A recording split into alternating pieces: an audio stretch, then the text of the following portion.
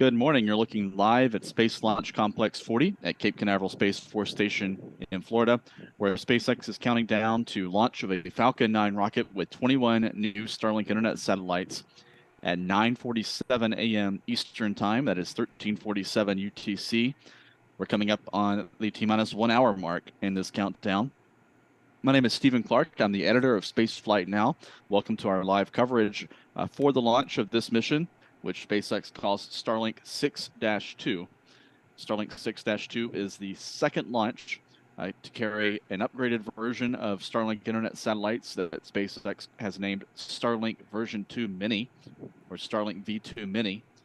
These satellites, despite their name Mini, are significantly larger than the older generation Starlink satellites, about nearly 3 times as heavy and about 4 times as big in terms of surface area as the older Starlink satellites that SpaceX has been launching since 2019. SpaceX launched the first batch of Starlink V2 Mini satellites back in late February, on February the 27th. And those satellites have been undergoing some testing and checkout activities over the last month and a half or so. And SpaceX has encountered some technical issues with these satellites, not totally unexpected when they're launching a totally new satellite design. And that caused SpaceX to suspend launches of these upgraded satellites for a few weeks. They continued launching the older generation of Starlink V1.5 satellites in the interim. And now SpaceX has another batch of 21 Starlink V2 Mini satellites, these larger, more capable Starlink satellites on the launch pad, ready for liftoff in less than 59 minutes. Again, liftoff on board the Falcon 9 rocket is scheduled for 9:47 a.m. Eastern Time. That is 13:47 UTC for those of you tuning in from other time zones. As we kick off our coverage, if you haven't done so already, we invite you to please hit the thumbs up or the like button here on our YouTube stream. That helps us attract a larger audience as we continue covering the SpaceX countdown in the final hour leading up to launch time. So again, if you haven't done so, please hit the thumbs up or the like button here on our YouTube channel or our YouTube stream today. That really is greatly appreciated. SpaceX rolled the Falcon 9 rocket out to Pad 40 from its hangar overnight and raised it vertical very early this morning in preparation for this morning's launch attempt. SpaceX delayed the launch time by about an hour as they needed a little bit of extra time to finish their pre-launch preparations. The launch time had been scheduled for 8:50 a.m. Eastern Time, now is set for 9:47 a.m. Eastern Daylight Time, 13:47 UTC.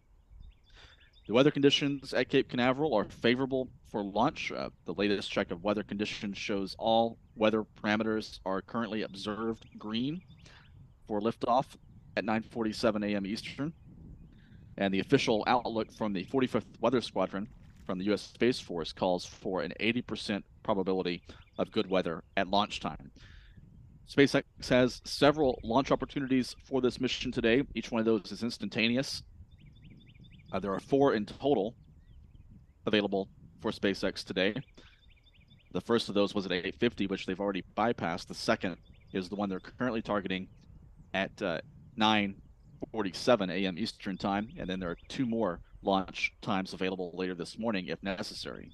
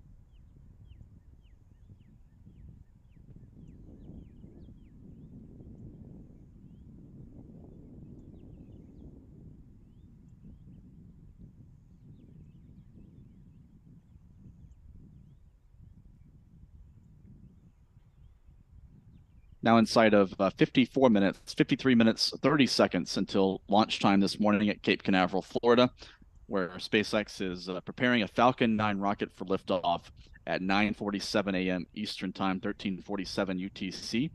This will be SpaceX's 25th mission of the year and the 80th launch that's primarily dedicated to launching Starlink internet satellites, dating back to 2019 with the first dedicated Starlink launch on a Falcon 9 rocket. We want to thank our supporters for helping us maintain our coverage. We also want to give a big shout out to David Plant, who just contributed 50 pounds in the super chat here on YouTube. He says, just wanted to say thank you for your launch coverage, and here's some money to help keep things going. Indeed, any contributions that anyone can provide in our super chat or by joining our YouTube channel as a member go a long way, because that helps us continue doing what we do, continuing to bring this independent, accurate, and timely launch coverage to our viewers and our readers also on spaceflightnow.com, as we have for now 23 years, since 1999, in fact. So your contributions do have some mileage. That's what keeps us going. It helps us maintain our equipment, pay our staff, and bring you this live launch coverage that you've been counting on for years. Now, 52 minutes until liftoff of SpaceX's Falcon 9 rocket. This will be the 218th flight of a Falcon 9 rocket and the 228th launch by SpaceX's Falcon rocket family in total. That includes Falcon 1s, Falcon 9s, and Falcon Heavy missions.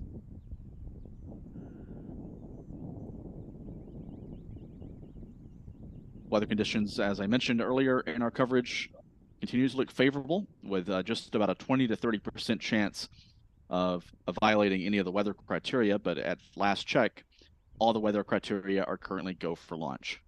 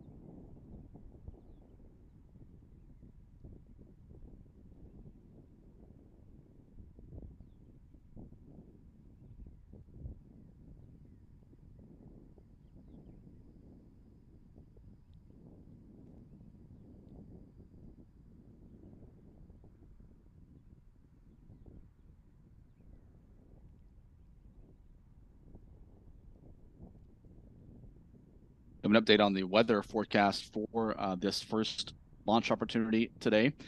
The updated outlook from the 45th Weather Squadron calls for now a 40% probability of weather conditions potentially violating one of the launch weather criteria. I believe the number one issue being watched this morning is the thick cloud rule, as cloudy conditions have swept over the Florida spaceport this morning. Weather conditions currently still observed go for launch, though.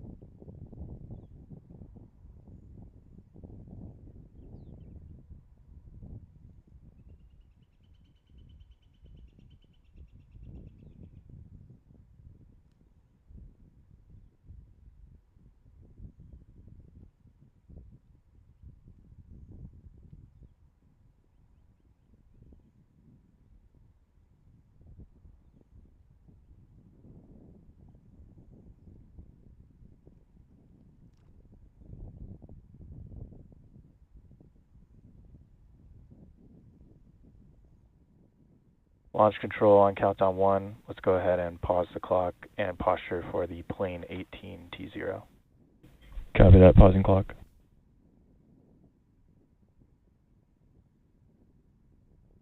We're now listening to SpaceX's launch team, so they're now pausing the clock, and we'll target one of the other launch opportunities later this morning.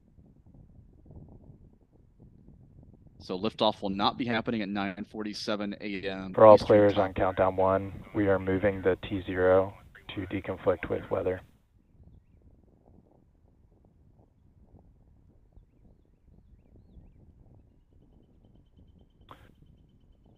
The new T0 will be 14:31:10 UTC.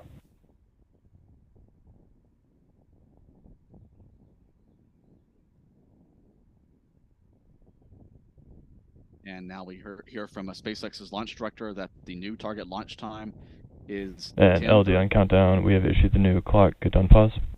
Good up. Clock is unpaused.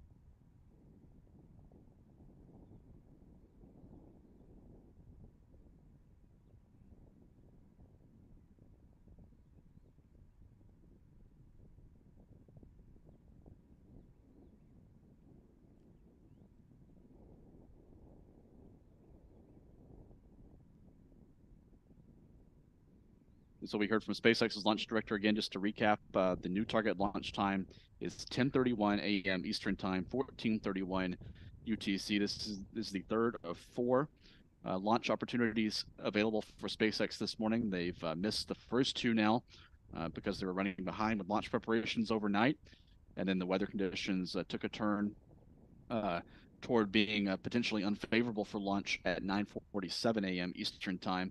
So now the new launch target is 10:31 and 10 seconds a.m. Eastern Daylight Time, 14:31:10 UTC.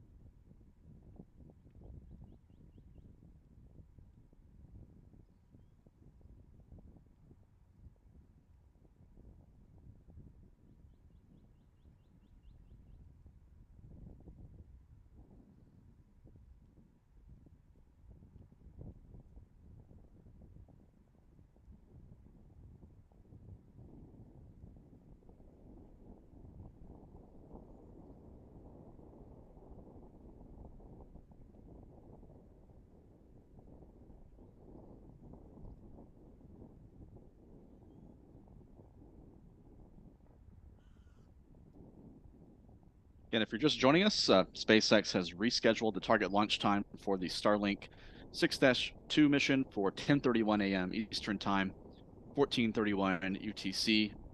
You're looking live at Space Launch Complex 40 at Cape Canaveral Space Force Station in Florida, where the countdown now has been reset for 1 hour, about an hour and 20 minutes away from the target liftoff time. SpaceX, just to recap, has bypassed the first two of four launch opportunities this morning at 8:50 and 9:47 a.m. Eastern Time. They're now targeting 10:31 a.m. Eastern Time for liftoff of the Falcon 9 rocket. And there's one more launch opportunity later this morning if they need to use it at 11:28 a.m. Eastern. Again, once SpaceX starts loading propellants in the Falcon 9 rocket, which is due to begin at T-minus 35 minutes, they are committing themselves to that particular launch opportunity. So they need to decide whether they start loading super chilled propellants into the Falcon 9 35 minutes before selecting a target launch time. So they have to kind of forecast what the weather's going to be like 35 minutes in ahead of time before they make that decision. So with the weather trending in a negative direction, although all weather conditions were still green for launch, the forecast team from the 45th Weather Squadron saw the cloud cover rolling in and was upping the chance of a probability of violating one of the weather criteria, namely the thick cloud rule, which is associated with the risk of lightning, and gave that forecast to SpaceX, and SpaceX saw that trend and decided to skip over that 9:47 a.m. launch time and retarget for 10:31 a.m. Eastern or 14:31 UTC in hopes of improved conditions at that time.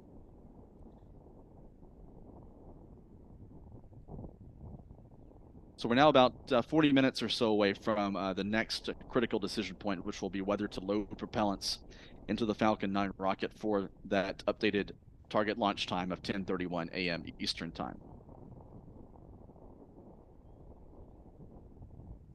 While we are covering the Falcon 9 launch at Cape Canaveral, here's a live look at SpaceX's Starbase launch facility in South Texas, where SpaceX technicians have spent really the last 36 hours or so performing inspections and some troubleshooting work on the Super Heavy booster on the launch mount at Starbase. This is in advance of the first near-orbital test flight of SpaceX's huge new Starship rocket with a Super Heavy booster. This will be the largest rocket ever built and ever to fly. It stands nearly 400 feet tall and will produce more than 16 million pounds of thrust at liftoff for the 33 Raptor engines underneath that Super Heavy booster. So this is a gargantuan vehicle sitting on the launch mount down in South Texas. This view is provided to us courtesy of Lab Padre. We want to thank Lab Padre's team for providing us this view to share with you on our YouTube channel or on our live stream this morning. You're looking right here at the base of the Super Heavy booster, sitting on top of that circular armored launch mount. On the right is the umbilical line that connects to the bottom of the booster. That's where propellants are loaded into the vehicle during the tanking operation. And then, of course, this launch mount below it, you can see it sits on these large legs on a pedestal on the shrub scape of South Texas, just a few miles north of the U.S.-Mexico border. East of Brownsville, Texas is where this launch site is located. Right now, SpaceX is targeting another launch attempt for the Starship test flight no earlier than tomorrow, April the 20th, with a launch window extending about an hour, opening at 8:28 a.m. Central Time, 9:28 a.m. Eastern Time. That is 13:28 UTC. This follows a scrub earlier in the week during a launch countdown on Monday. SpaceX was able to fully load this Starship and Super Heavy vehicle with more than 10 million pounds of methane and liquid oxygen propellants. But a valve problem associated with the pressurization system on the first stage caused SpaceX to call an abort and scrub that launch attempt. And once the launch pad was reopened to SpaceX personnel and the propellant tanks were drained of propellant. We saw technicians quickly erect scaffolding and get up around the base of the Super Heavy booster on booms and jigs to access various parts of the vehicle. Overnight, SpaceX's CEO Elon Musk said they're still targeting the next launch opportunity for the Starship test flight no earlier than Thursday, that's tomorrow, April the 20th.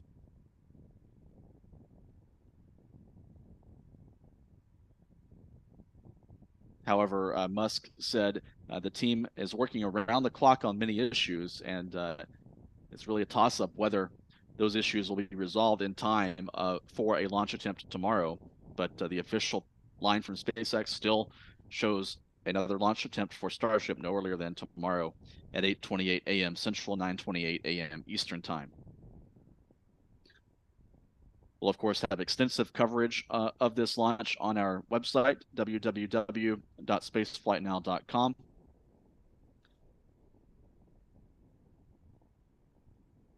And we'll have updates also on our social media channels as we proceed through today and tonight to see whether SpaceX will resolve these many issues, as Elon Musk calls them, in time for another countdown tomorrow morning.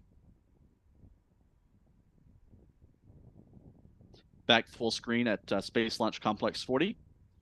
Now 1 hour, 13 minutes, 22 seconds away from the next launch opportunity for the Falcon 9 rocket on the Starlink 6-2 mission.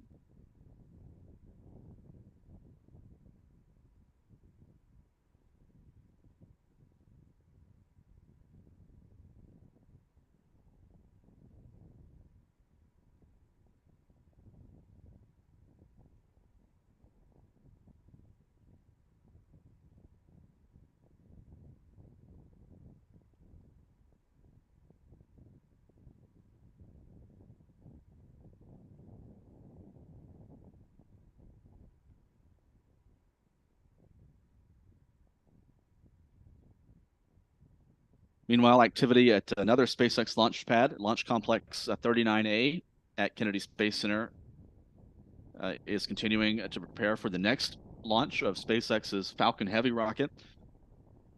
The Falcon Heavy next flight is scheduled for no earlier than April the 26th, a week from today, with the Viasat-3 America's broadband communications satellite heading to geosynchronous orbit.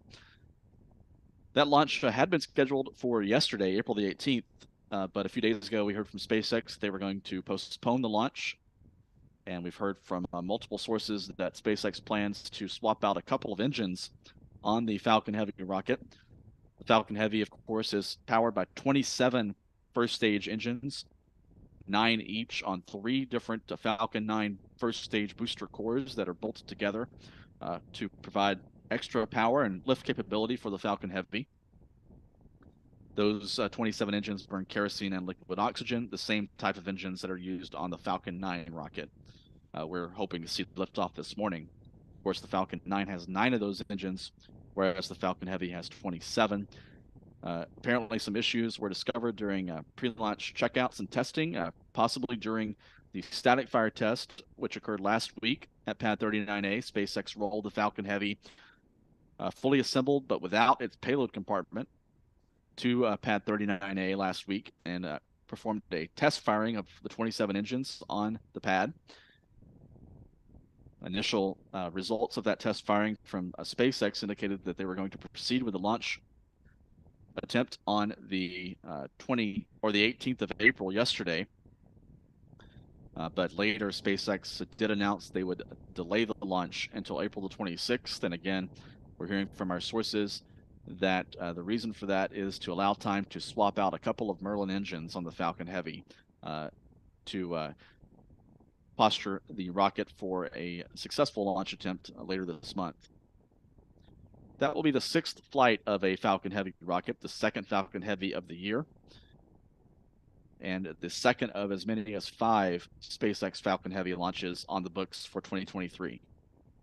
We'll, of course, have live coverage of this launch when it happens on our YouTube channel and on our website, spaceflightnow.com.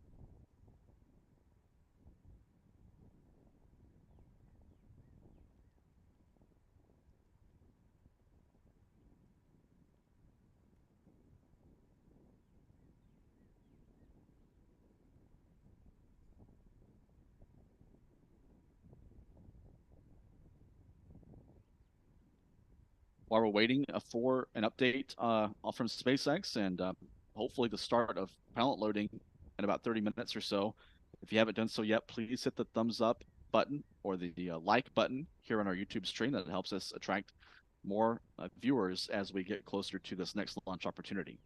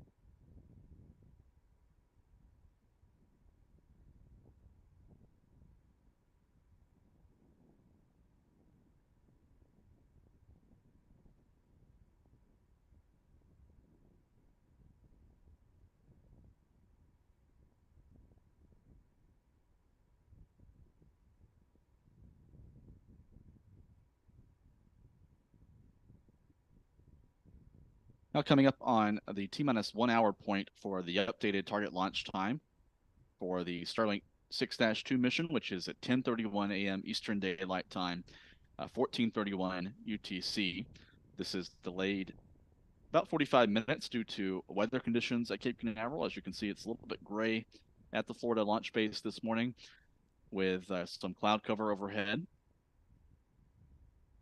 But the weather conditions are forecast to be favorable, 80% chance of good conditions for launch at the new target time of 10:31 a.m. Eastern.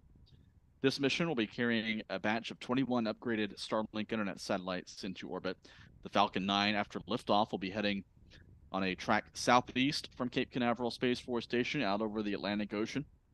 The first stage booster will land on a drone ship about 400 miles downrange in the Atlantic, roughly northeast of the Bahamas. It'll take about an hour and 5 minutes in total for the Falcon 9 to propel these 21 satellites into their targeted orbit and then release them all at once into that orbit 1 hour, 5 minutes after liftoff.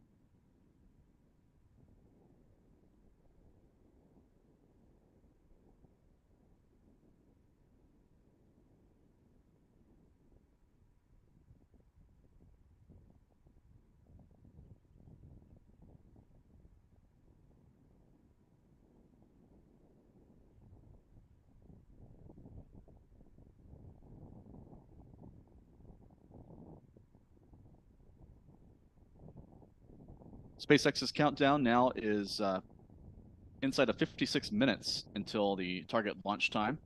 approaching 55 minutes until liftoff. The wind is picking up a bit, so if you're seeing some camera shake, that's from a little bit of a breeze that's picked up at the Cape this morning. Ground winds are not expected to be an issue. Very light, fairly light winds, although the wind speed is a little bit higher than it was earlier this morning. Now, about 20 minutes from the next major milestone in the countdown, which will be the start of propellant loading, SpaceX will load about 1 million pounds of kerosene and liquid oxygen into the two-stage Falcon 9 vehicle, beginning at T-minus 35 minutes.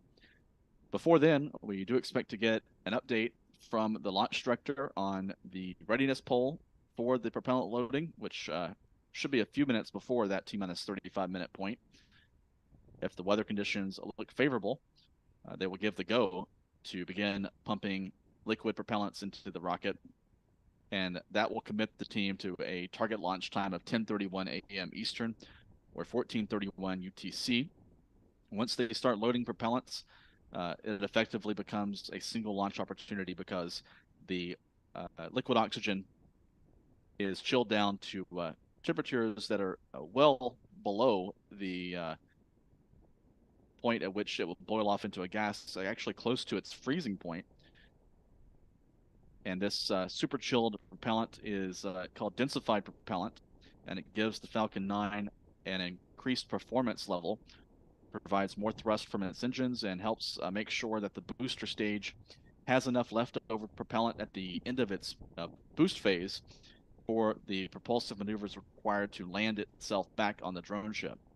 So the densified propellant has many benefits, but one drawback is that once they start loading the propellant, it effectively becomes an instantaneous launch opportunity. They can't load the propellant and then hold for weather or some other issue, as other types of rockets can do.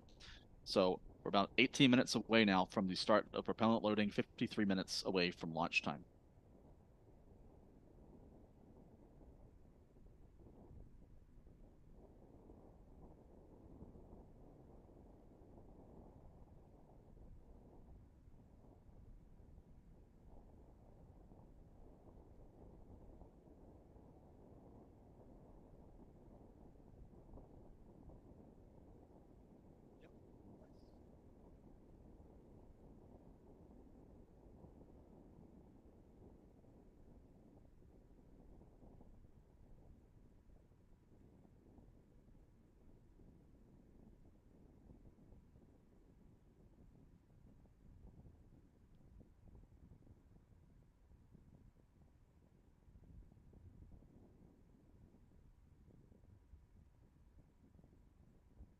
Now 52 minutes, 9 seconds away from a launch of the Falcon 9 rocket. The first stage of the Falcon 9 is powered by 9 Merlin engines. These engines will collectively generate about 1.7 million pounds of thrust at liftoff.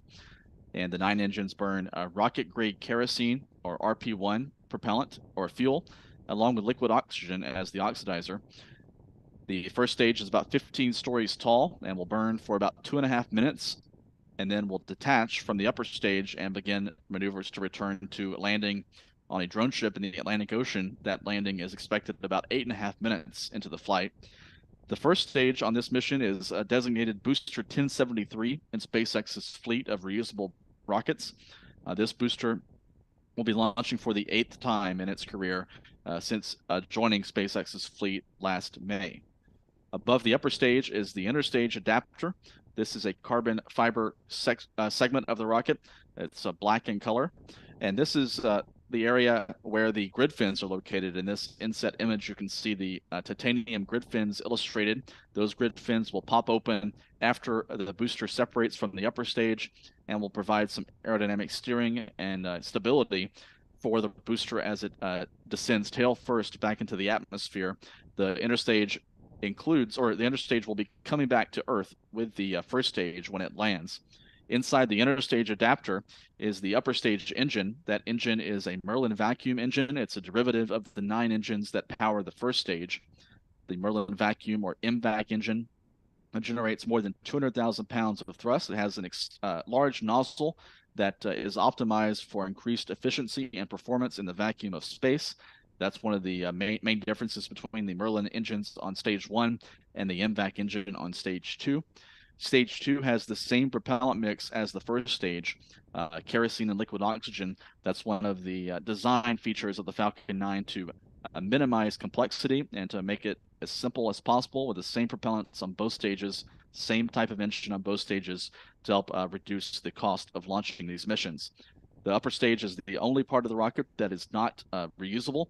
Above the upper stage is the reusable payload fairing. This payload fairing is composed of two halves, which will separate from the rocket about 3 minutes after liftoff.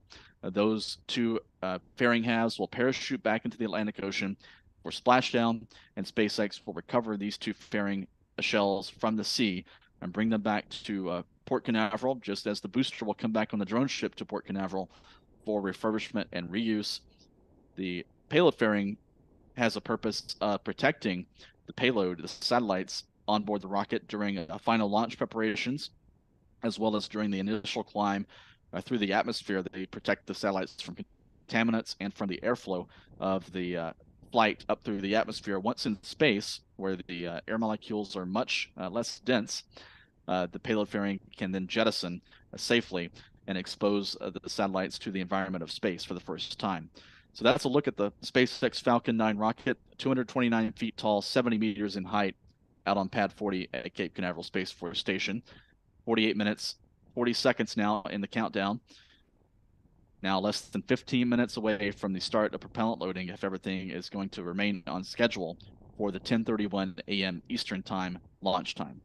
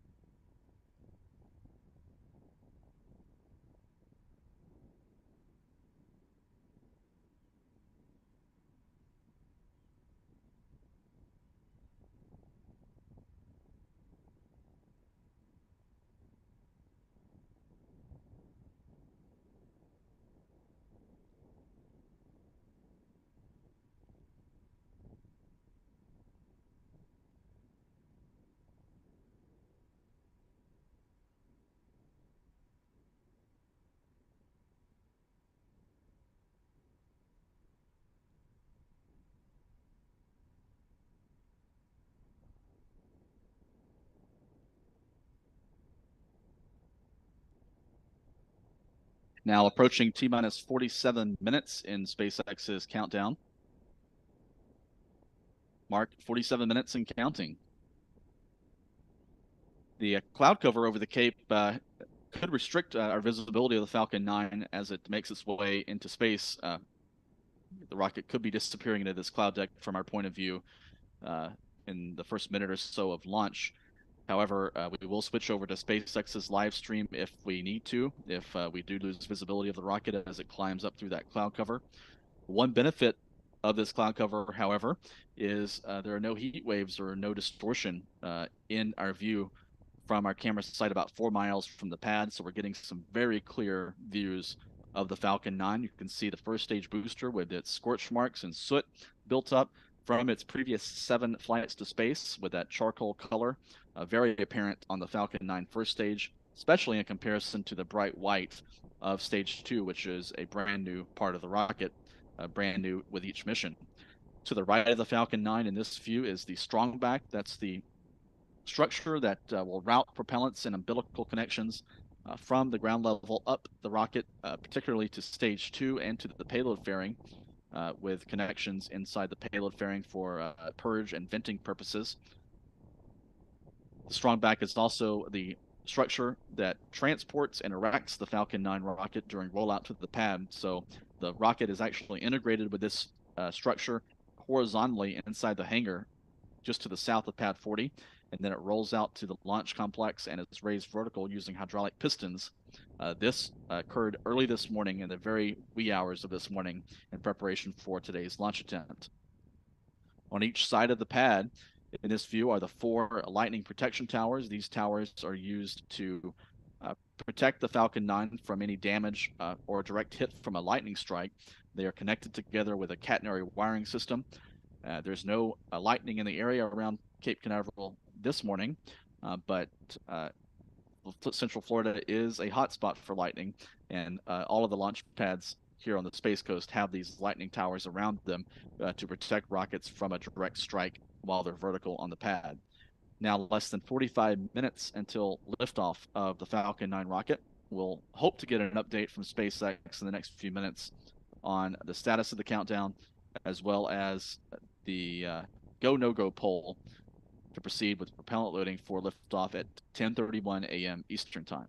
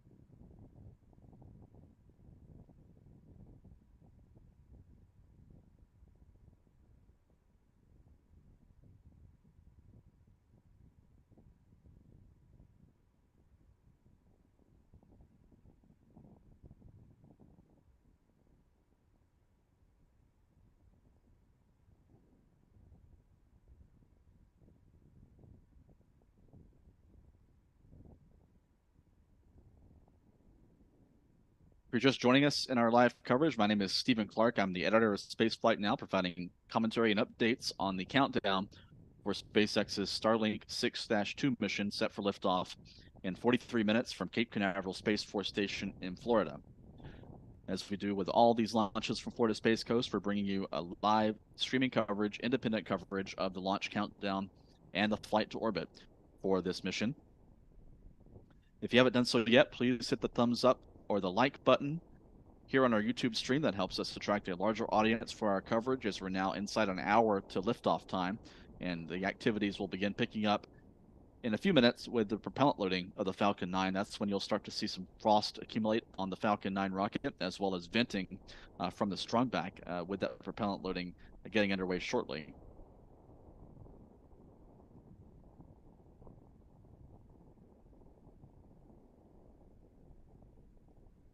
Also, if you want to support our coverage, there are a couple of ways you can do that. We have received a couple of super chats this morning. We really appreciate that. That helps us bring you live coverage like this. Your contributions, either in the super chat or by joining our YouTube channel, help us pay our staff, help us maintain our equipment and purchase new equipment to bring you new views and better views of launch activity and other operations ongoing at Cape Canaveral and at Kennedy Space Center.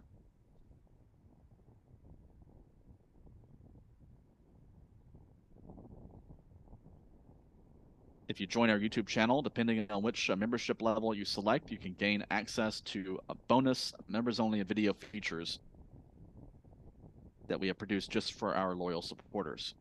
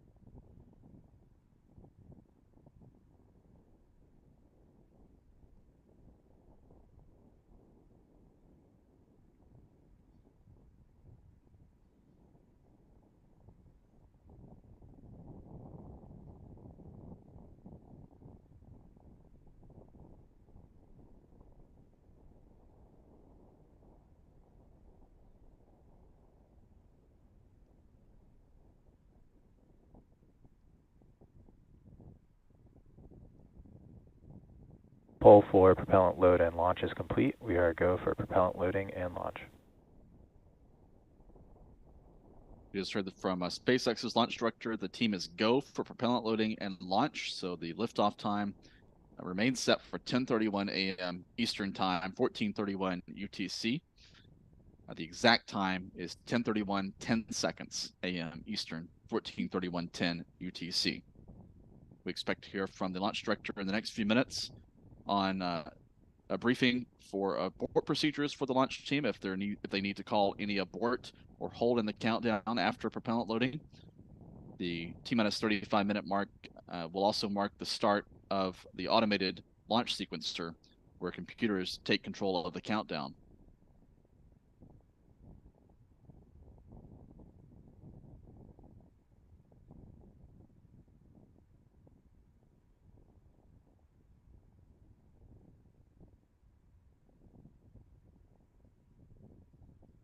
Tanks are venting for start of prop load.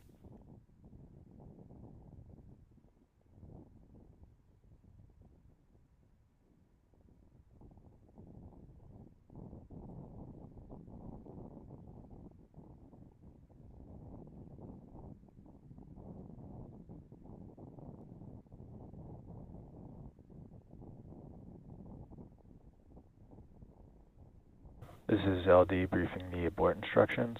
For non-urgent no-go conditions, brief the CE or LD and they will approve aborting the countdown. For urgent issues affecting the safety of the operation, operator shall call hold on the countdown net. Launch control will abort the launch auto sequence immediately and proceed into launch abort. At T-minus 10 seconds, launch control will be hands-off, relying on automated abort criteria for the remainder of the count.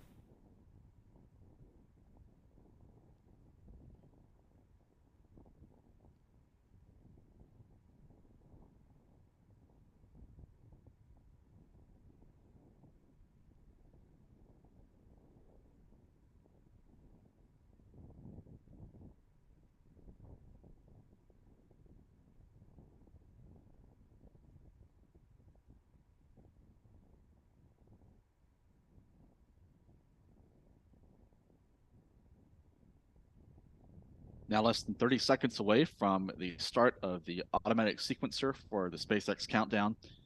And at the same time, propellants will begin flowing into the Falcon 9 rocket out at pad 40.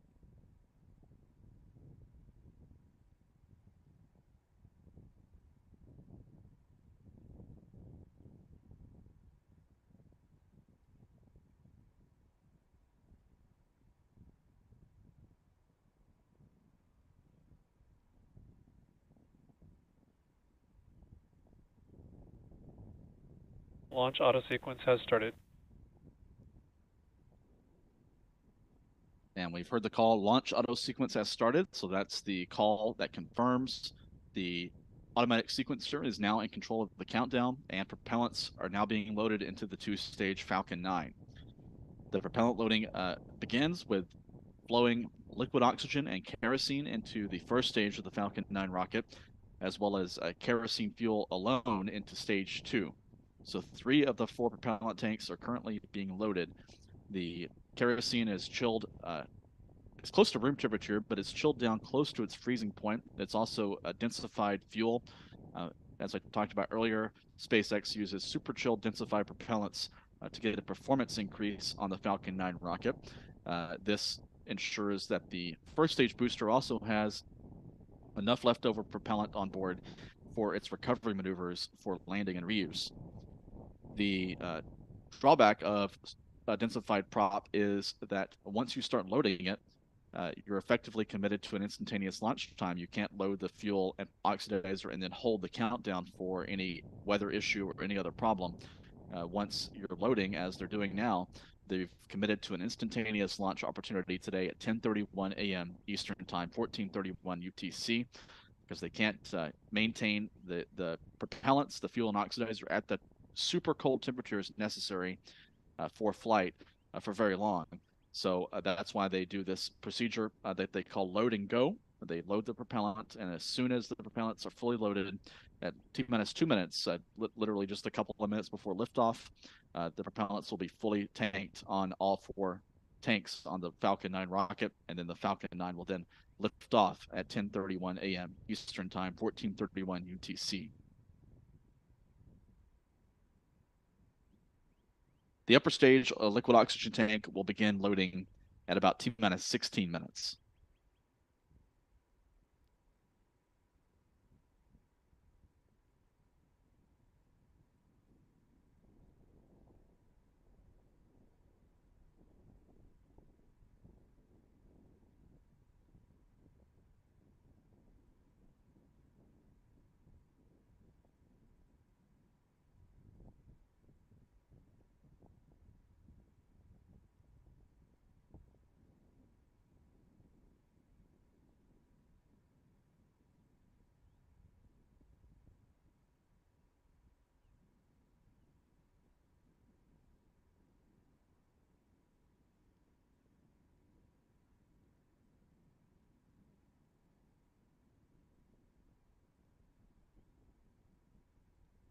SpaceX is now counting down to launch of the Starlink 6-2 mission, less than 32 minutes away. Here's a look at the satellites as they appear in launch configuration. This photograph of a stack of Starlink satellites was taken before a previous mission earlier this year.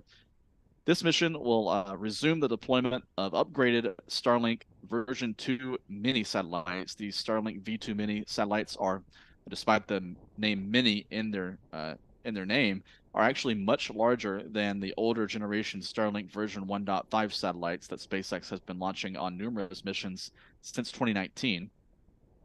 These Starlink V2 Mini satellites are about 3 times the launch mass and more than 4 times the size in terms of surface area of the older satellites. They have increased payload throughput capacity for higher speed broadband connectivity and more beams on board also to reach more users for the Starlink internet constellation. Each satellite in launch configuration weighs about 1,760 pounds or about 800 kilograms. They have 2 solar panels on each spacecraft that will unfurl to a wingspan of about 100 feet or 30 meters to generate electricity during their mission. The Starlink V2 Mini satellites, aside from being larger than the version 1.5 spacecraft with more throughput, they also have a change in the propulsion system. Instead of using ion engines fueled by krypton gas, the Starlink V2 Mini satellites have ion propulsion systems fueled by argon gas, and that increases the thrust and efficiency of these ion propulsion system engines that are used for orbit raising and fine control of the satellites to maintain their orbit during their commercial broadband mission. And the argon also has the added benefit of being much less expensive to procure than krypton. So that's one of the design changes from the older version 1.5 Starlink satellites to the new V2 Mini design that SpaceX is launching today. The satellites are built in Redmond, Washington at SpaceX's Starlink satellite assembly line. The Falcon 9 rocket on today's mission will inject the 21 satellites into an orbit about 230 miles or 370 kilometers in altitude at an inclination of 43 degrees to the equator. So these satellites are the V2 Mini design. This is the second launch to launch these new V2 Mini satellites following a mission back in late February. SpaceX encountered some issues with those first batch of 21 Starlink V2 Mini satellites, and in fact, they had 2 more Starlink V2 Mini launches planned in March, but they reverted those missions back to flying the batches of older generation version 1.5 satellites while engineers worked out the problems with the V2 Mini satellites that were launched in February. Of those 21 satellites on that first launch, according to Jonathan McDowell, who runs a great website at planet4589.org to track all launch activity around the world, as a matter of fact, but specifically also he tracks the status of these mega constellations, including Starlink. According to his tabulation, of the 21 satellites that were launched on that February 27th mission, 2 of those V2 Mini satellites have already been deorbited and have re-entered the atmosphere and burned up. 3 are currently orbit raising and appear to be on track to potentially enter the operational constellation, and the other 16 of those 21 satellites continue to hold in parking orbit presumably continuing to undergo checkouts, testing, and commissioning before SpaceX decides whether to deorbit those or to potentially boost some of those up into the operational constellation. SpaceX deploys the satellites after each launch into a lower orbit below the altitude of the International Space Station to reduce the risk of creating any unnecessary space debris. And then after initial checks to make sure each satellite is healthy, then they begin boosting them up to the operating altitude from about 200 miles at their drop-off altitude up to more than 300 miles or 500 kilometers in their operational orbit. That takes a number of weeks or months using their ion propulsion systems to do that work.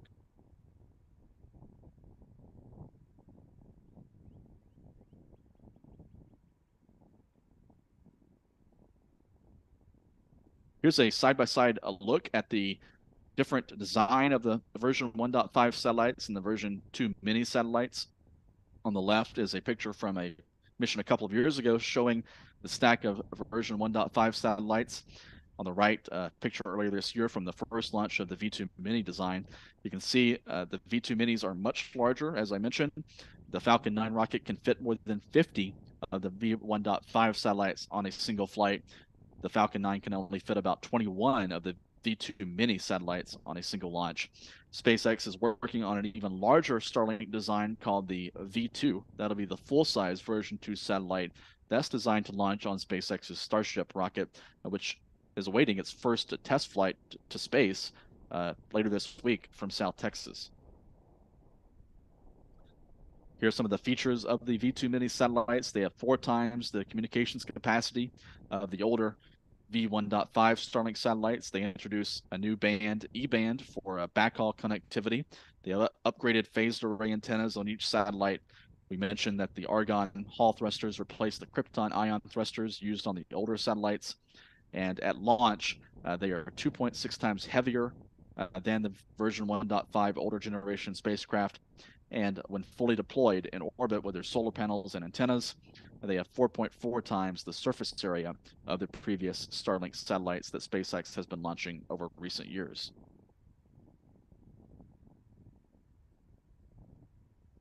We're back to a full screen view of Pad 40. If you look closely, you can see some of the frost buildup on the first stage booster. That frost line will rise up that liquid oxygen tank over the course of the countdown, and we'll be able to track really how much of the oxidizer has been loaded into the vehicle based on where that frost line is located. The oxygen in liquid form is chilled down to a few hundred degrees below zero. It's very cold, and that causes condensation and frost and ice to build up on the outer skin of the first stage booster. The very bottom of the rocket, where it's still dark, is the kerosene tank. That kerosene is stored closer to room temperature, and you don't see the frost buildup on that tank as it's filled for flight. Now less than 25 minutes from liftoff of SpaceX's 25th mission of the year.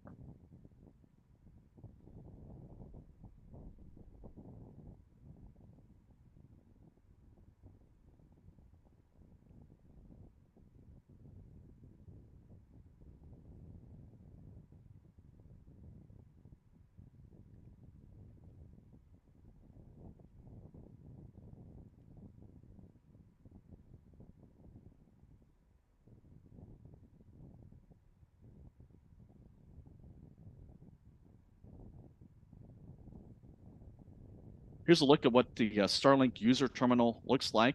For those of you who aren't familiar or aren't users of the Starlink network, you can purchase one of these antennas from SpaceX and connect to the Starlink internet network. These antennas are flat panel dishes with phased array antennas that actually connect to satellites as they pass overhead and hand off the signal from satellite to satellite as the constellation orbits in low Earth orbit about 300 to 350 miles above the Earth.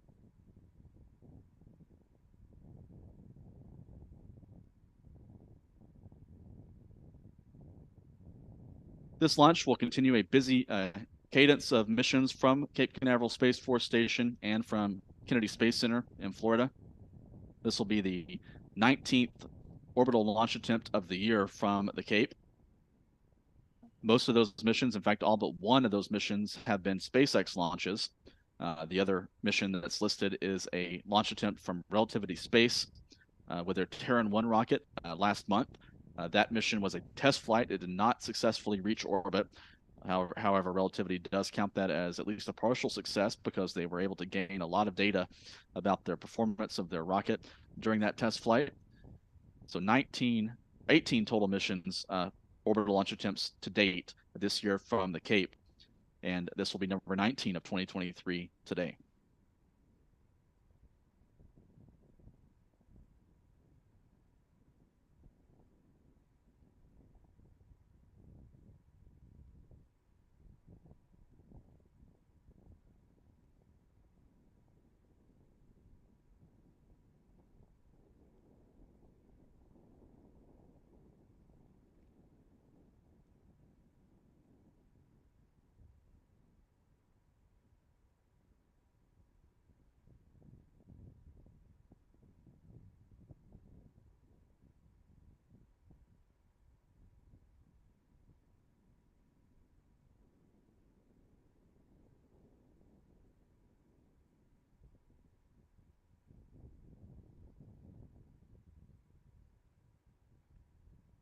Now, inside of 22 minutes until launch time, weather conditions continue to look favorable for liftoff at 10:31 a.m. Eastern Time, 14:31 UTC.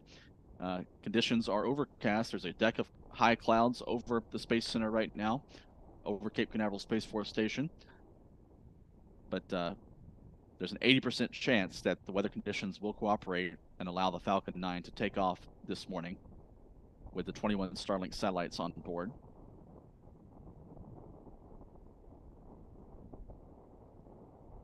In the next minute or so, we expect to see the so-called big vent from the strongback at pad 40. That'll be a vent of gaseous oxygen from a port on the strongback about halfway up the vehicle. That will be a preparatory step for loading of liquid oxygen into the upper stage of the Falcon 9. Also, we should hear a call shortly that the upper stage has been filled with RP1 kerosene fuel, so that'll be the first of 4 tanks to be fully loaded in this countdown.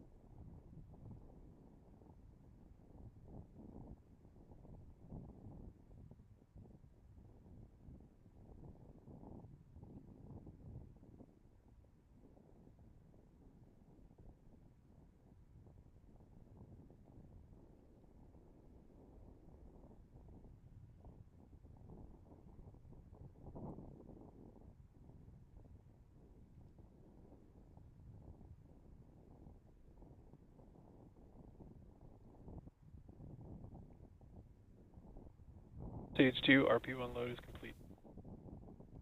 And now we're seeing the vent from the strongback out at pad 40. And we heard the call from SpaceX's Launch Control Center that the stage 2 RP1 load is complete. So the kerosene tank on the upper stage, the fuel tank on stage 2, has been fully loaded for flight. The vent you're seeing now is of gaseous oxygen. It's part of the procedure to thermally condition or chill down a transfer line, the tube that flows liquid oxygen from a ground storage tank up to the upper stage and to the umbilical that loads that oxidizer into that upper stage tank. So this thermal conditioning step now underway on the strongback about 3 minutes or so from the start of liquid oxygen loading on stage 2. At that point, we'll see this vent terminate. Down on stage 1, you can see the first stage liquid oxygen tank is now more than half full just based on that frost line rising along the length of that tank. It'll be fully loaded at T-minus 2 minutes. So at 2 minutes before launch, all the propellant tanks will be full.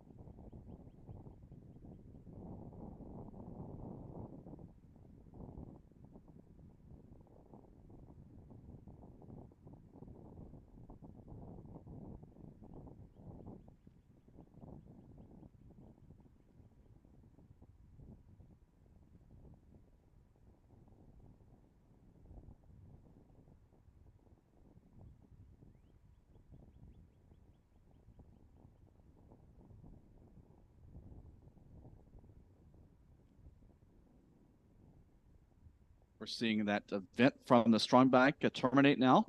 We should hear a call for liquid oxygen loading on stage 2 momentarily.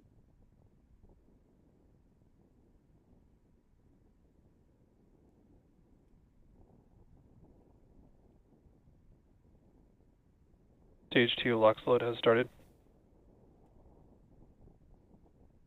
And the second stage LOX load has started. So liquid oxygen, or LOX, is now loading into the second stage of the Falcon 9 rocket. The countdown is now at T-minus 16 minutes and counting. As you can see, the first stage liquid oxygen tank now appears to be roughly 3/4 full.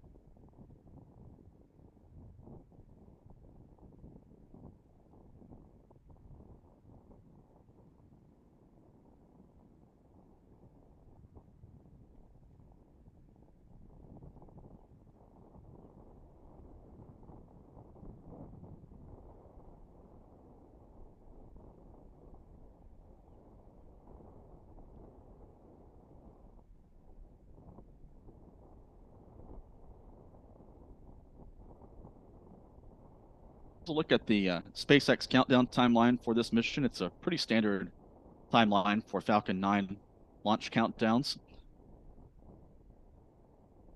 We heard the call at T-minus 38 minutes that the launch director was a go for propellant load. That propellant loading began at the same time as the computer-controlled automatic sequencer got underway at T-minus 35 minutes. And then at T-minus 20 minutes, we heard the call that the upper stage RP1, or rocket-grade kerosene tank, was full. And then most recently, a couple of minutes ago, we saw that the liquid oxygen loading started on stage 2. This is the fourth and last of the 4 propellant tanks to be loaded for this countdown. Looking ahead in the final few minutes of the count, at T-minus 7 minutes, the engine chill down will begin on the first stage of the Falcon 9. This involves flowing just a little bit of the super cold liquid oxygen through the engine plumbing into the engine compartment to thermally condition that hardware for the more rapid flow of liquid oxygen that they will see at engine startup and in flight. This protects that hardware from any risk of damage from thermal shock from this cryogenic oxidizer hitting metallic parts and other components in that system. At 4.5 minutes before launch, we expect to see the strong back recline to an angle of about 1.5 degrees from the Falcon 9 rocket. That should be readily visible in this view on the right of the screen you're seeing now. And then at 2 minutes before flight, propellant loading will be completed. The fill and drain valves on the Falcon 9 will be closed for flight, and the Falcon 9 will have its full supply of about 1 million pounds of kerosene and liquid oxygen. At a minute before liftoff, that'll be a critical point for the handoff of control of the countdown from a ground sequencer to the Falcon 9's onboard flight computer. That onboard computer will control the final 60 seconds of the countdown, including pressurization of the propellant tanks, as well as the command will be issued from the flight computer to light the 9 Merlin 1D engines at T-minus 3 seconds. If everything looks good, the hold-down clamps, the 4 hydraulic hold-down restraints at the base of the rocket will open at T0 when the countdown clock hits the launch time. That will allow the Falcon 9 to begin its vertical climb off the pad on the way to space. After liftoff, the Falcon 9 will be heading downrange on a trajectory toward the southeast from Cape Canaveral Space Force Station. In this map, we've labeled some of the major parts of the flight, including the location of Space Launch Complex 40 at Cape Canaveral Space Force Station, as well as the location of the drone ship named a Shortfall of Gravitas. It's one of 3 drone ships for rocket landings that SpaceX has. This drone ship is about 400 miles or more than 600 kilometers downrange southeast of the Cape, roughly northeast of the Bahamas in the Atlantic Ocean. The red line on this map shows the flight path that the first stage booster will take. It'll fire for 2.5 minutes and then arc on a ballistic kind of parabolic trajectory downrange before re-entering the atmosphere tail first to target landing on that drone ship.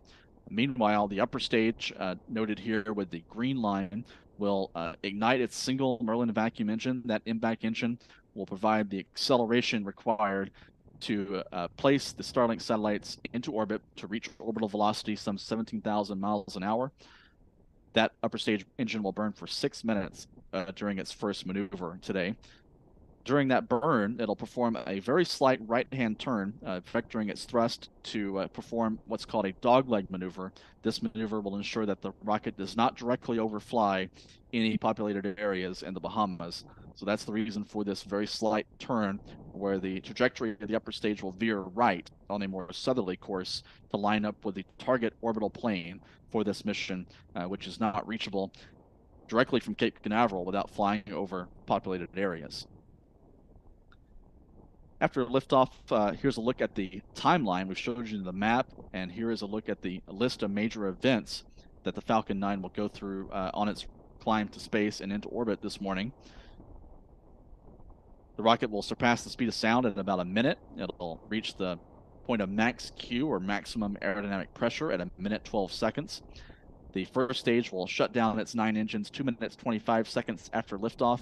A few seconds later, the stages will separate. The first stage will begin its descent back to Earth, while the upper stage lights its single engine to accelerate into orbit. Payload fairing on the upper stage will be jettisoned 3 minutes 6 seconds after launch to reveal the 21 Starlink satellites to the environment of space for the first time. Those 2 fairing shells will parachute back into the Atlantic Ocean, targeting a splashdown for recovery by a SpaceX recovery boat in the Atlantic. All this will be happening while the first stage fires cold gas thrusters to reorient itself to an attitude in a tail-first position to begin re-entering the atmosphere. It'll light 3 of its engines for an entry burn to slow down as it dips deeper into the atmosphere at about 6 minutes into the flight.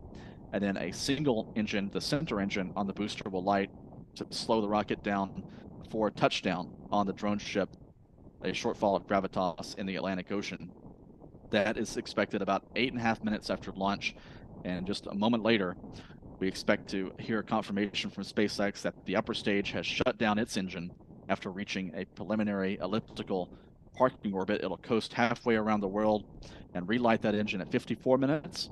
And that will put the satellites into their targeted orbit about 210 miles above the Earth, setting up for deployment of the 21 Starlink Internet satellites at 1 hour, 5 minutes.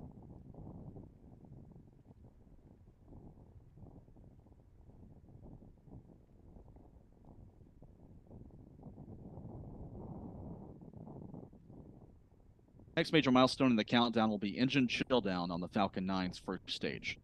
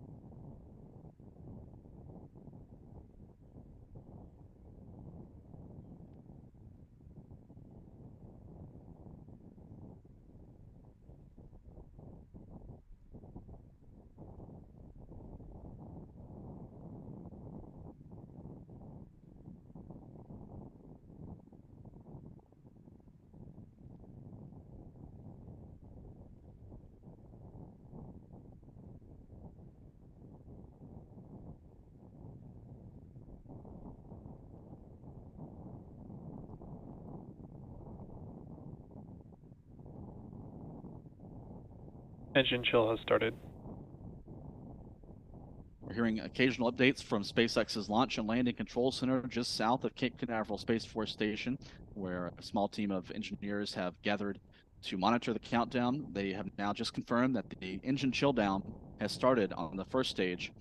This involves flowing just a little bit of liquid oxygen from the propellant tank into the engine compartment to protect the engines and their plumbing from the risk of damage from thermal shock from that cryogenic oxidizer. This slowly gets that engine compartment and those critical components down to the proper temperature for flight. Now approaching at T-minus 6 minutes. Stage 1, RP1 load is complete. The first stage RP1 tank is now full. RP1 stands for Rocket Propellant 1. It's a highly refined kerosene fuel on the Falcon 9 rocket. The same type of fuel is used on many other rockets, including Russia's Soyuz rocket family, as well as United Launch Alliance's Atlas V, as well as other smaller rockets around the world. 5 minutes, 40 seconds now until liftoff time for the Starlink 6-2 mission from Cape Canaveral Space Force Station, Florida. The automatic sequencer is also running through checks of the Falcon 9's autonomous flight termination system at this point, as well as making sure the Falcon 9's guidance system is properly configured for flight. Falcon 9 now fully loaded with kerosene fuel, liquid oxygen. Loading will continue for about another 3 minutes or so.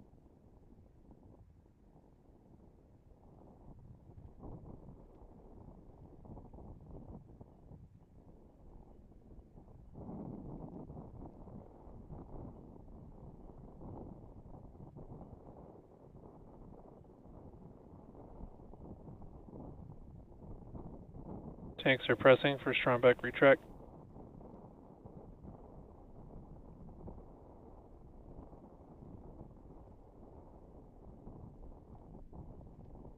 Next milestone will be retraction of the strongback tower away from the Falcon 9. It'll recline to an angle of about 1.5 degrees from the vehicle at this point in the countdown. If you look closely, you should be able to see that retraction, although it won't be readily apparent. It'll retract in a more rapid motion. Strongback retract has started. And we've heard confirmation that the strongback retract has started. This begins with the opening of clamps that reach around the upper stage of the Falcon 9 rocket. Those clamps will open, allowing the strongback to begin its retraction.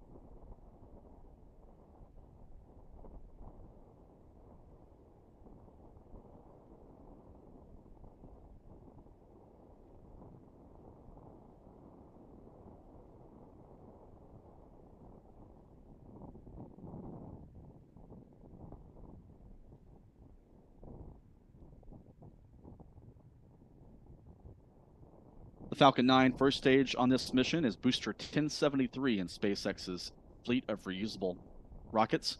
It's going for its 8th flight to space after joining SpaceX's fleet back in May of 2022. The booster will be targeting a landing on the drone ship, a shortfall of gravitas about 400 miles or more than 600 kilometers downrange. This particular booster has flown 3 previous Starlink missions. It launched the SES-22 TV broadcasting satellite last year, as well as the commercial Hakuto-R lunar lander mission in December, the Amazonas Nexus communications satellite for Hispasat in February, and most recently, Stage 1 LOX load is complete. About a month ago, a space station resupply mission on a Dragon spacecraft up to the International Space Station. Here's the target orbit for this mission. 213 by 219 miles is the altitude the Falcon 9 guidance system will be attempting to place the 21 Starlink internet satellites.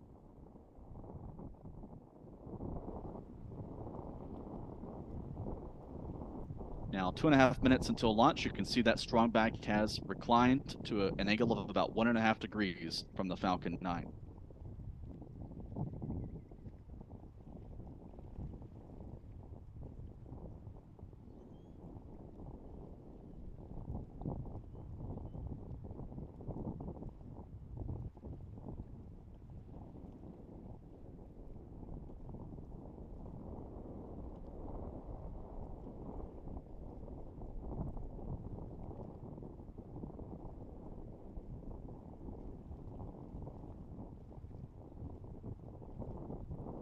Inside of 2 minutes in the countdown.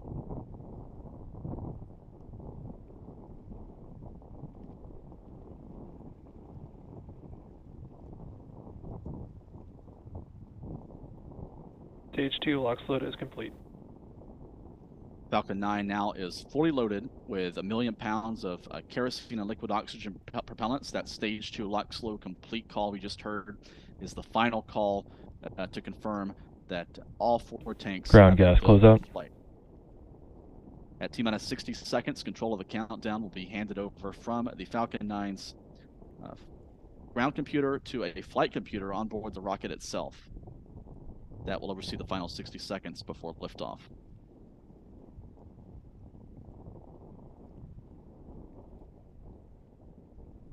T-minus 60 seconds and counting.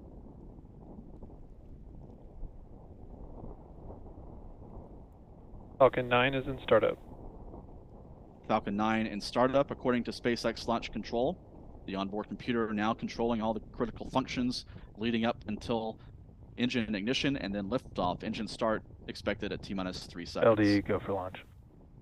The launch director has confirmed he is go for launch. T-minus 30 seconds and counting. Less than 30 seconds away from SpaceX's 80th Starlink mission and the 25th launch by SpaceX this year.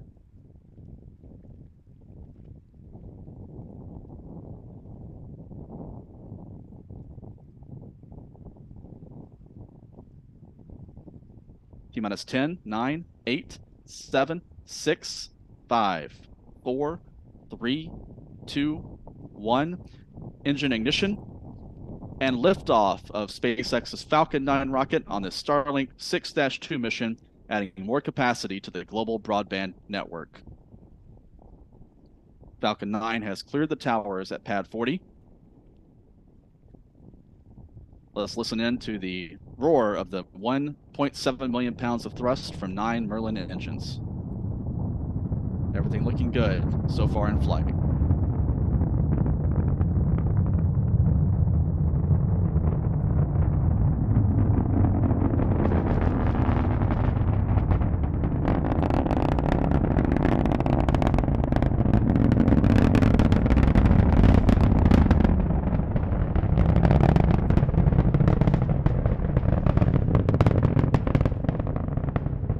Falcon 9 now climbing into some thin cloud cover.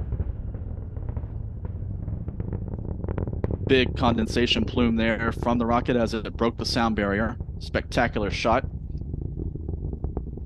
And as the Falcon 9 has climbed into the clouds, we're now going to switch over to SpaceX's feed. SpaceX tracking camera continues to show a partially obscured view of the Falcon 9 as it goes through this cloud cover. Falcon 9 is now past max Q, maximum aerodynamic pressure on the rocket.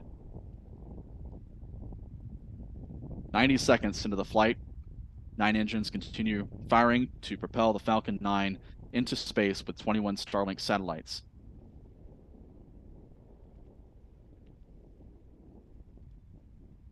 Engine chill down now underway on the Stage 2 engine, on the MVAC engine on the upper stage, in preparation for its ignition in the next minute or so. Now about 30 seconds from main engine cutoff. That'll be followed just a moment later by stage separation. The first stage will separate from the upper stage, and that will allow the second stage to light its engine to continue into orbit. Now we're getting views from SpaceX's feed, an onboard camera view showing the plume from 9 Merlin engines beginning to expand as it ascends into the rarefied atmosphere. That plume expands in this view as that occurs. 2 minutes, 25 seconds standing by for main engine cutoff.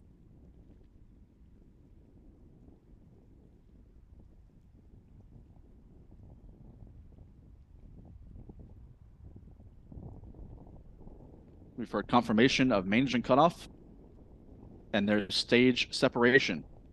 First stage has done its job, has separated to begin its descent back to Earth. It'll actually continue arcing, gaining altitude for about a minute or so before descending. And now ignition of the second stage engine has been confirmed. You see that engine glowing red hot in this field of view on the right. In this split screen on the left, you see an aft-facing view showing the grid fins deploying on the first stage. Next event will be payload fairing separation.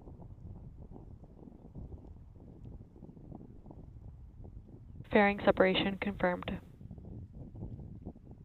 And SpaceX has confirmed payload fairing separation. Great view there of the Starlink V2 Mini satellites riding the Falcon 9 into orbit this morning, 3.5 minutes since liftoff. The payload fairing halves will parachute back into the Atlantic Ocean, northeast of the Bahamas, where SpaceX will retrieve those 2 fairing shells from the sea for reuse. The first stage on the left is targeting a propulsive landing on the drone ship, a shortfall of gravitas. It's continuing to fire some control thrusters. These cold gas jets that you see pulsing every few seconds are controlling the attitude or pointing of the first stage booster to slowly maneuver itself into a tail first position, where the lower end, the back end of the first stage, will take the brunt of the heating during the reentry back into the atmosphere. First stage has reached an altitude of 116 kilometers now. It's now at basically at the point of its apex. Acquisition of signal, Bermuda. First stage has just accelerated, or the second stage rather, has just accelerated past 10,000 kilometers per hour. It's about 6,000 miles per hour. We're hearing calls now from SpaceX again that both vehicles are on nominal trajectories. We also heard confirmation that a downrange tracking station in Bermuda has picked up signals from the rocket. Beautiful shot of the colorful blue waters of the Bahamas down below underneath that cloud cover in these views from the Falcon 9 rocket, first stage and second stage in space. 5 minutes since liftoff.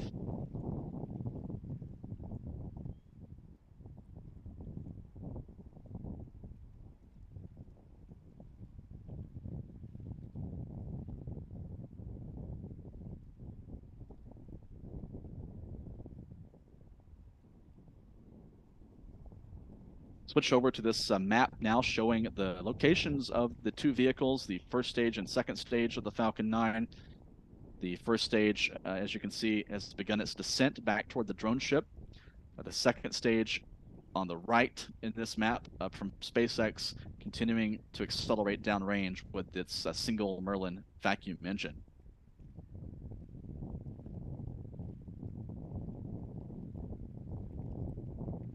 Now approaching T+6 minutes.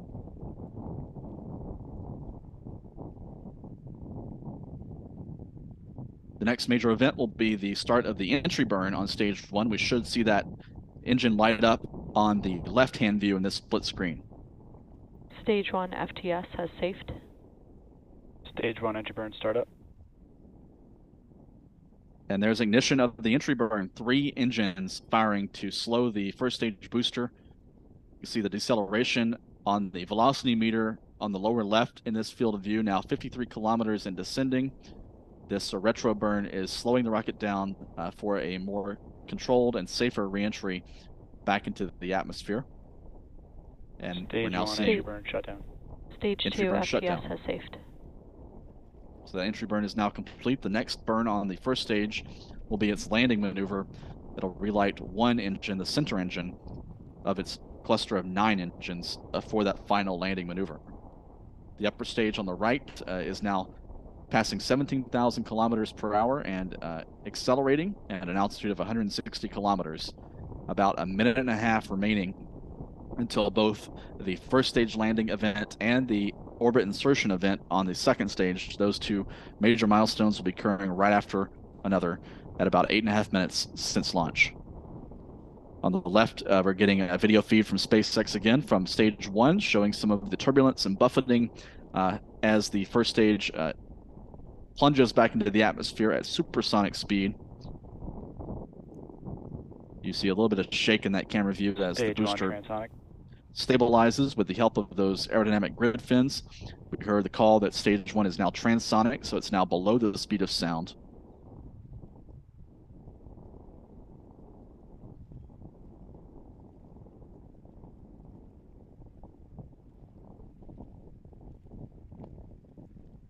Start of terminal guidance.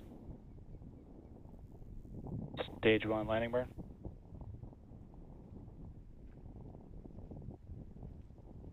Landing burn now underway to guide the first stage booster toward the drone ship, now appearing in view from this onboard camera.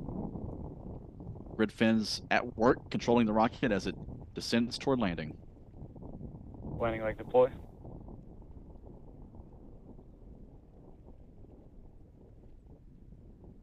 Stage 1 landing confirmed.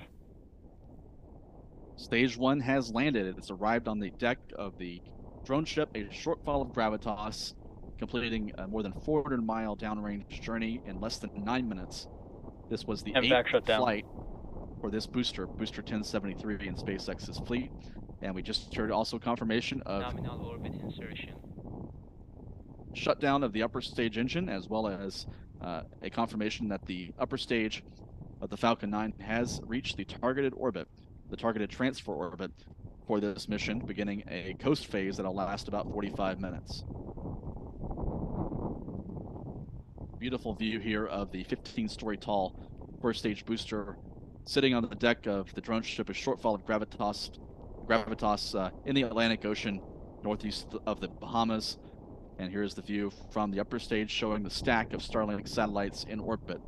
Expected loss of signal, Bermuda. The upper stage will be coasting for about 45 minutes before a reignition of the Merlin vacuum engine for just a couple of seconds. That's expected about 54 minutes into the flight, and that will place the 21 Starlink satellites rather into their targeted 213 mile by 219 mile orbit at an inclination of 43 degrees to the equator. That will set up for the deployment of the 21 Starlink satellites at T plus 1 hour and 5 minutes.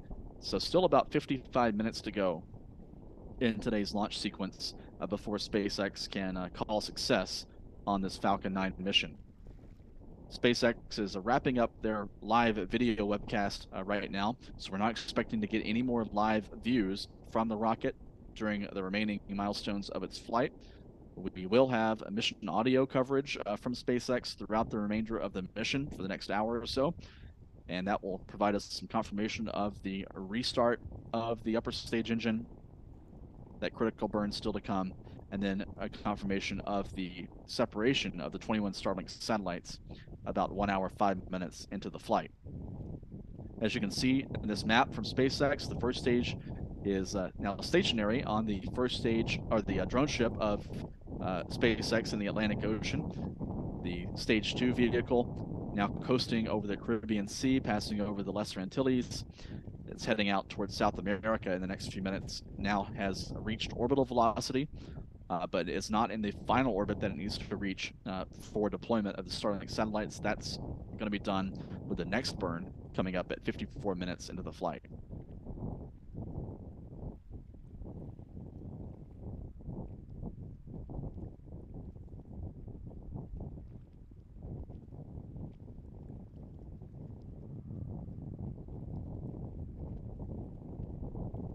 With SpaceX's Starlink 6-2 mission now off the ground, SpaceX's next launch on the current schedule will be the test flight of the Starship and Super Heavy vehicle. This 400-foot tall rocket is standing on its launch pad in South Texas today, ready for another try to launch potentially as soon as tomorrow morning from SpaceX's Starbase facility. A launch attempt on Monday was scrubbed due to a valve problem in the first stage pressurization system. As you can see, SpaceX technicians and engineers are huddled around the vehicle on booms as well as on scaffolding to reach the bottom of the first stage, presumably for some checks and troubleshooting before SpaceX proceeds into this next launch attempt, which is scheduled no earlier than tomorrow. But that assumes that all this work is completed in time. And earlier this morning, very early this morning, SpaceX's Elon Musk tweeted that they're working on many issues that they need to resolve before attempting a launch attempt again.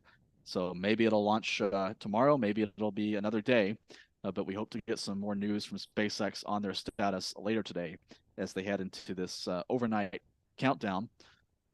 They'll need to clear the pad in the very early pre-dawn hours tomorrow morning to allow time to fully tank the Starship and Super Heavy with methane and liquid oxygen, leading up to a target launch time of 8:28 a.m. Central Time, at 9:28 a.m. Eastern Time, or 1328 UTC tomorrow. There's about a 1-hour launch window available for this test flight for SpaceX tomorrow. SpaceX also has a backup launch opportunity available on Friday if they need to use it. The goal of this mission is an learning exercise, essentially, to gather data on the performance of the first stage and the second stage of the Super Heavy Starship vehicle before future flights push the limits of the vehicle's performance, as well as potentially carry operational satellites, such as bigger versions of SpaceX's Starlink Internet spacecraft. The Starship is also planned for use in NASA's Artemis moon program as a human-rated moon lander to land astronauts on the moon for the first time since 1972, in conjunction with NASA's own heavy lift rocket, the Space Launch System, and the Orion crew capsule. All of these vehicles, the SLS, Orion, and Starship, will be working together to return humans to the moon in NASA's Artemis lunar program. We'll be covering this launch when it happens on spaceflightnow.com, so stay tuned to our website as well as our social media channels for updates on the Starship. Meanwhile, at Pad 39A, SpaceX is preparing for the next launch of a Falcon Heavy rocket that's scheduled for a week from today, no earlier than April the 26th. Falcon Heavy, of course, is the vehicle SpaceX has designed to consist of 3 Falcon 9 first stage boosters bolted together to triple the total power at liftoff of the rocket. The Falcon Heavy was scheduled to launch yesterday, but SpaceX a few days ago announced a delay for it to perform some more checks on the vehicle. We have sources that indicate that SpaceX is swapping out a couple of engines on the Falcon Heavy before proceeding with the launch attempt with the Viasat-3 Americas satellite. This spacecraft, owned by California-based company called Viasat, will be providing high-speed broadband service across the Americas from this new satellite in geostationary orbit. It's one of the most powerful satellites, commercial satellites ever built,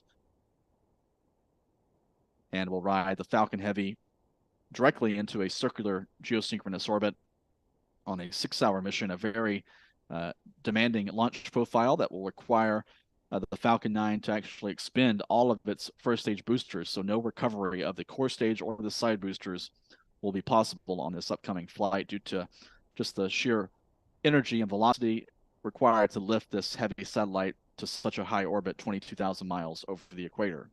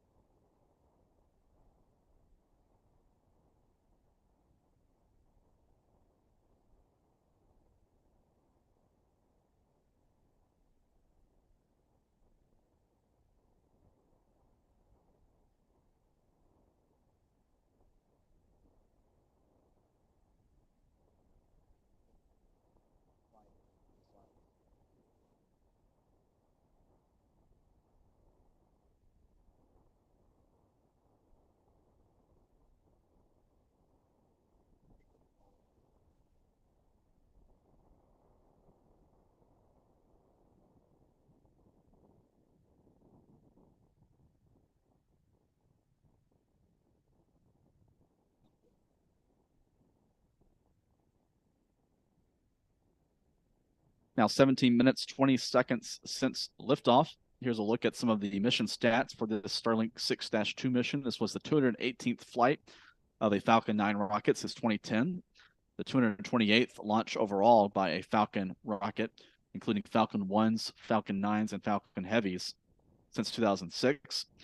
This was the 8th launch and landing of this particular first stage booster, number 1073 in SpaceX's inventory.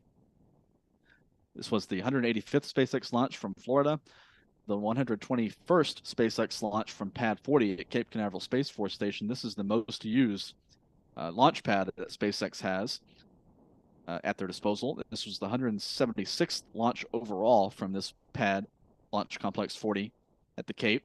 This includes 55 launches of the Air Force's Titan rocket family, beginning in 1965 through 2005. before it was handed over to SpaceX for modifications for the Falcon 9. This was the 158th flight of a reused Falcon booster. This was the 186th landing of a Falcon booster, including Falcon 9s and Falcon Heavy side boosters. And notably, it was the 112th consecutive successful Falcon booster landing dating back to 2021. This was the 80th SpaceX launch, primarily dedicated to the Starlink internet network, the 25th SpaceX launch of the year, and the 19th orbital launch attempt from Cape Canaveral so far in 2023.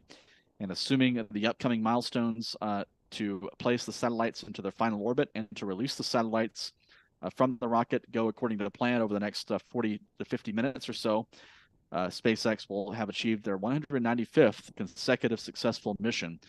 This dates back to 2016, when a Falcon 9 rocket actually exploded during a pre-launch test at Cape Canaveral that resulted in the destruction of an Israeli communications satellite. The last in-flight failure of a Falcon 9 was back in 2015. However, we're going to count that 2016 accident as a mission failure because it destroyed the rocket and the spacecraft, although the destruction occurred on the launch pad.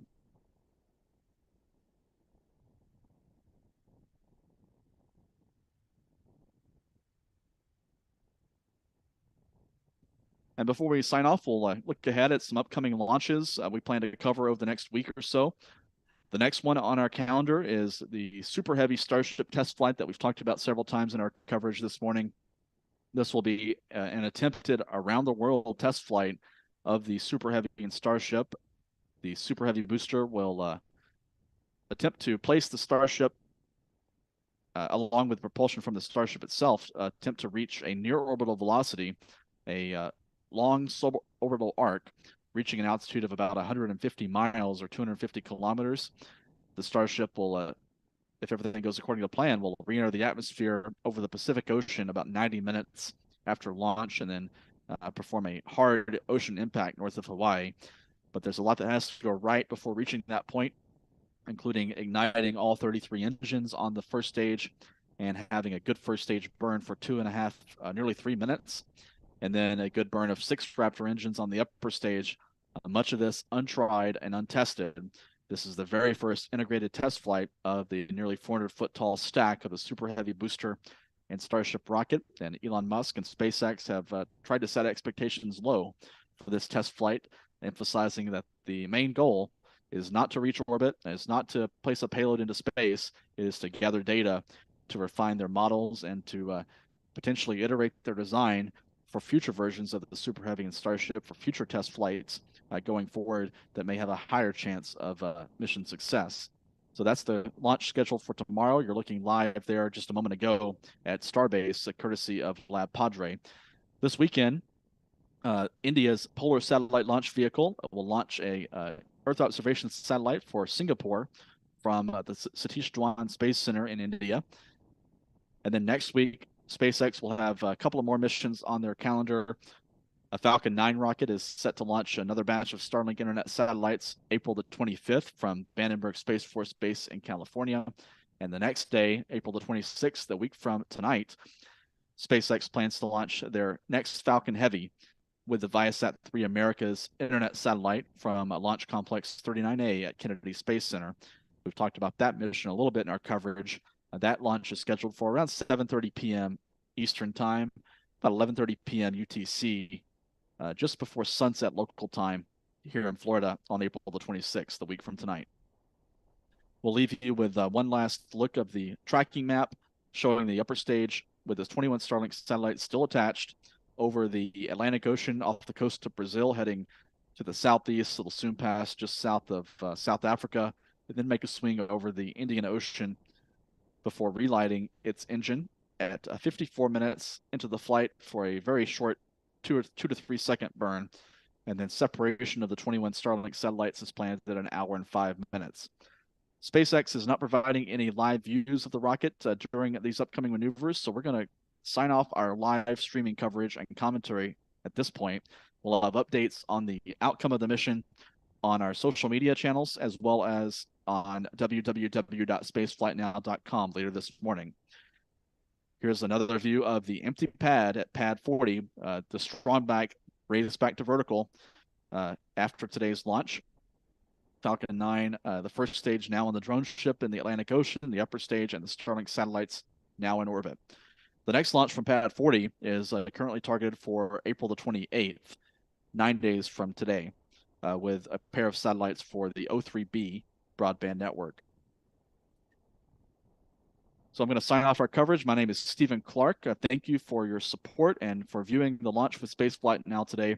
If you want to support our coverage, you can join our YouTube channel and become a member. Depending on which membership level you select, you can gain access to bonus members-only video features, and you'll help us continue to bring you live coverage like we brought you for this Starlink launch today. You can also support in the Super Chat here on our YouTube channel, and be sure to subscribe to our YouTube channel as well. You can do that for free and get alerts every time we're going live with any launch coverage at the Cape or anywhere else around the world. So my name is Stephen Clark. Thanks for joining us. I want to thank Stephen Young for production and video support today, and we'll see you next time. Have a great day.